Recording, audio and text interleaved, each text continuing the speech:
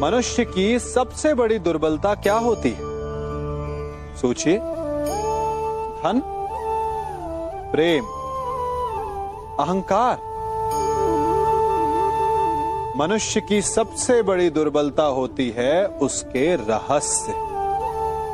चाहे आप कितने भी शक्तिशाली क्यों ना हो, कितने भी प्रबल क्यों ना हो, परंतु उसके रहस्य उसके नाश की चाबी होती है। इसलिए यदि प्रबल रहना है, शक्तिशाली रहना है, समर्थ रहना है, तो अपने रहस्य को किसी को भी ना बताएं, ना मित्र को और ना ही शत्रु को, क्योंकि समय पड़ने पर कब कौन शत्रु हो जाए ऐसा कहना संभव नहीं। विभीषण को रावण के अमृत कुंड का ज्ञात था, इसीलिए प्रभु श्री राम रावण का वध करने में सफल हो सके। इसलिए उचित यही है कि आप अपने रहस्य को स्वयं तक ही सीमित रखें। मनुष्य जीवन की परीक्षा में सफल होने के लिए क्या नहीं करता? वो परिश्रम करता है, दौड़ भाग करता है, और ये सब करने के पश्चात भी जब उसका काम नहीं बनता तो वो नकल करता है ना? तनिक लौटिए अपने बचपन में, स्मरण कीजिए अपने बचपन की स्मृतियों का। क्या स्मरण हुआ? विद्यालय में जब आप परीक्षा देने जाते थे तो क्या होता था? आप ना सहे, परंतु कोई ना कोई सफलता पाने के लिए नकल करता ही था और उत्तीर्ण भी हो जाता था, है ना? परंतु जीवन की परीक्षा ऐसी नहीं होती। नकल करने वाला सफल नहीं होता। कारण विद्यालय में सबके प्रश्न पत्र एक होते थे, परंतु जीवन के प्रश्न पत्र और उनकी कठिनाई सबके लिए भिन्न होती, तो निश्चित रूप से उनके उत्तर भी भिन्न होंगे ना। इसलिए यदि आपको जीवन में सफलता पानी है तो नकल ना कीजिए, स्वयं के प्रश्नों का उत्तर स्वयं ढूंढिए और सफलता आपकी ही होगी। मनुष्य का जीवन हार और जीत, विजय और पराजय, सफलता और असफलता के मध्य झूलता रहता है। आपके साथ भी ऐसा होता होगा, है ना? जब आप सफल होते हैं, किसी चुनौती पर विजय पाते हैं, तो मन प्रसन्नता से आनंद के उपवन में झूमने लगता है, और जब आप असफल होते हैं तब मन दुख और पीड़ा के सागर में डूबने लगता है। परंतु वास्तव में सफलता और असफलता है क्या? तनिक ध्यान से सोचिए। ये केवल हमारी मनोस्थिति मात्र है। हमारी पराजय तब नहीं होती जब हमारा शत्रु विजय प्राप्त कर ले। हमारी पराजय तब होती है जब हम पराजय स्वीकार कर लें। हम असफल तब नहीं होते जब हम लक्ष्य ना पा सके। हम असफल तब होते हैं जब हम प्रयास करना बंद कर दें। इसलिए प्रयास करते रहें और हार ना माने, क्योंकि जिस दिन आप हार स्वीकारना बंद कर देंगे, जीत आपके चरणों में होगी। सबने बरगद के वृक्ष को तो देखा ही होगा। क्या आपको ज्ञात है, बरगद के वृक्ष के बीज का आकार राई से भी छोटा होता है, परंतु बरगद का वृक्ष संसार के महाकाय वृक्षों में जाना जाता है। जब उसका जन्म होता है तब उसमें वो जटाएं, वो शाखाएं नहीं होती, परंतु जैसे जैसे उसका विस्तार होता है, जैसे जैसे वो अधिक शाखाओं का भार उठाता है, अधिक पत्तियों का सृजन करता है, वैसे वैसे उसकी शाखाएं जटाएं बनकर जड़ तक पहुंचती है और इस वृक्ष को सहारा देती है। ये जीवन का बहुत महत्वपूर्ण पथ है। बिना लोभ लालच शुभ कार्य करें, अन्य लोगों की सहायता करें। धीरे धीरे आपने जिनकी सहायता की वो आपके सहायक बनते जाएं। आपकी जड़ों को और बलशाली बनाएंगे, आयु, मान और आकार बढ़ाएंगे।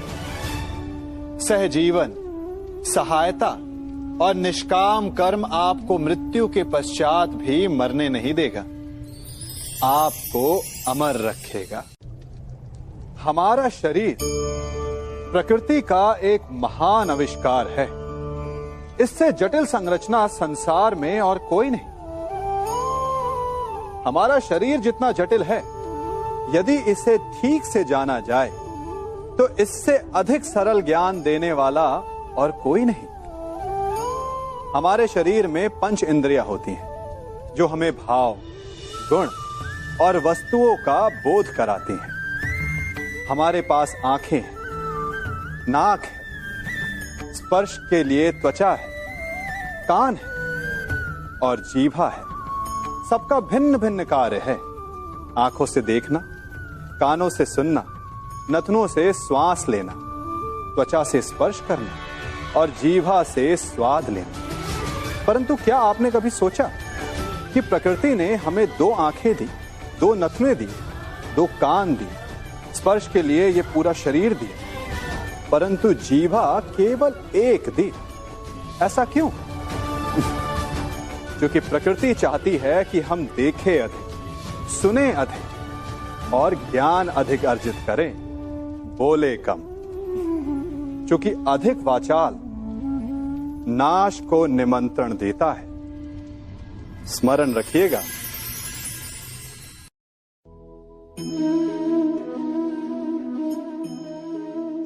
ये सदा यही कहते आए कि यदि आगे बढ़ना है तो अपनों का साथ दो।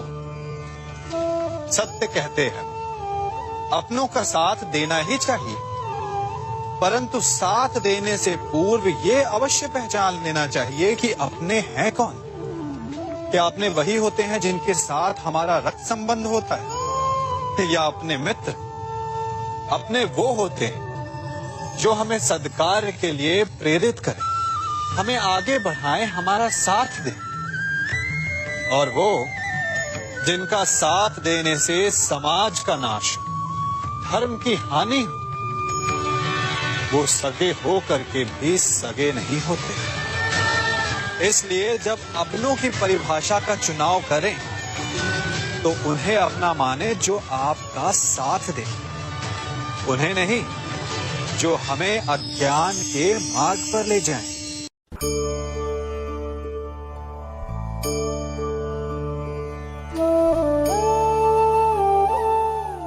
आप जिनसे प्रेम करते हैं, सदा उनके समीप रहना चाहते हैं, नहीं चाहते कि कभी अपनों से दूर होना पड़े, बिछड़ना पड़े।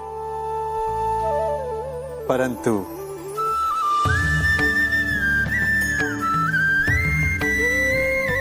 एक समय के पश्चात अपनों से दूर हो जाना उन्नति के लिए आवश्यक है। आप माता पिता हैं ना?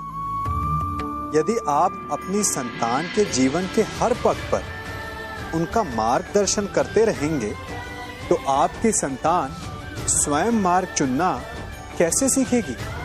मार्ग के कांटों से स्वयं को बचाना कैसे सीखेगी?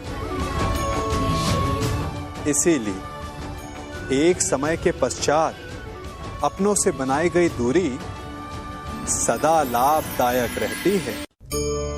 आज मैं आप सबको एक कथा सुनाता हूं। एक दिन प्रातः एक व्यापारी अपने घर से निकला। घर से निकलते ही एक बिल्ली ने उस व्यापारी का मार्ग काट दिया। व्यापारी घबरा गया। वो फिर से घर लौट गया और शुभ घड़ी की प्रतीक्षा करने लगा। और जब वो पुनः अपने घर से निकला तब वो वाहन जा चुका था जिससे राजा तक पहुंचकर उसे भेंट देनी थी। राजा को भेंट नहीं मिली। राजा क्रोधित हो गए। राजा ने उस व्यापारी का व्यापार बंद करवा दिया। इस कारण व्यापारी क्रोधित होकर घर पर अपनी पत्नी से लड़ बैठा। पत्नी अपने बच्चों समेत मैके वापस चली गई और उस व्यापारी के जीवन में यदि कुछ रह गया था तो केवल अंधकार। और इन सब का कारण वो उस बिल्ली को मानता रहा जिसने उसका मार्ग काटा था। ऐसा ही एक दूसरा व्यापारी राजा को भेंट देने निकला और उस व्यापारी का मार्ग भी एक बिल्ली ने काट दिया। वो व्यापारी तनिक घबराया, परंतु उसने आगे बढ़ना अधिक उचित समझा। राजा तक वो समय पर पहुंचा। उसने राजा को भेंट दी। राजा प्रसन्न हुए और राजा ने व्यापारी को अपना व्यापार बढ़ाने की अनुमति दी, स्वर्ण आभूषण दी। जब व्यापारी घर पर पहुंचा तो पत्नी को आभूषण और अपने बच्चों को देने के लिए वस्त्र थे उसके पास। हर ओर प्रसन्नता थी। समझ रहे हैं ना? दोनों के साथ एक ही प्रकार की घटना हुई, परंतु दोनों की प्रतिक्रिया भिन्न थी। ऐसा ही हमारा जीवन भी है। हमारे जीवन में प्रारब्ध का अपना स्थान है, परंतु उससे कई अधिक महत्वपूर्ण हमारी प्रतिक्रिया, हमारे सोच का प्रभाव है, क्योंकि यही हमारे जीवन को आकार देते हैं। इसलिए अपनी सोच को सकारात्मक रखिए। आपका जीवन सदैव आनंदमय।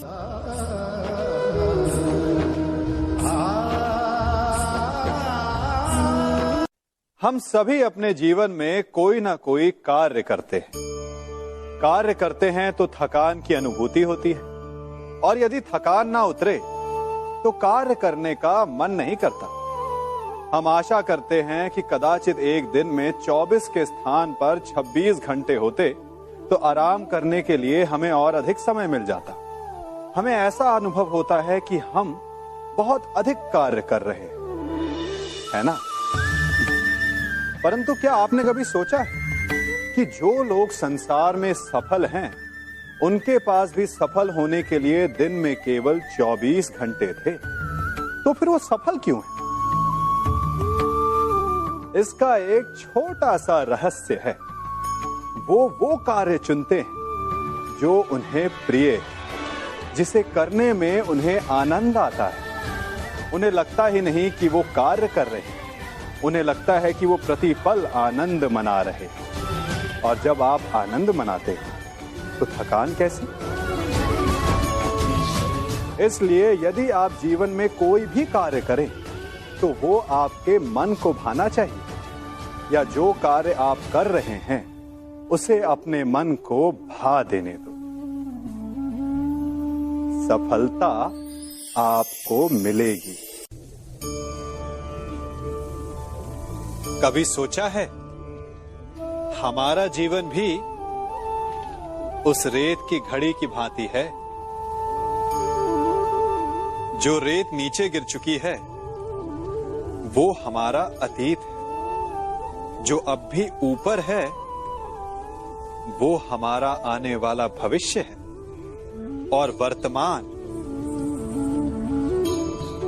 ये संकुचित स्थल है जहां से धीरे धीरे करके रेत गिर रही है। अर्थात हमारे पास जीने के लिए यही एक क्षण है। उसका उपयोग कैसे करना है ये हम पर निर्भर करता है। जो बीत गया उसका दुख मनाना है, या जो भविष्य में होने वाला है उसकी प्रतीक्षा में क्रोध करना है। सब कुछ करने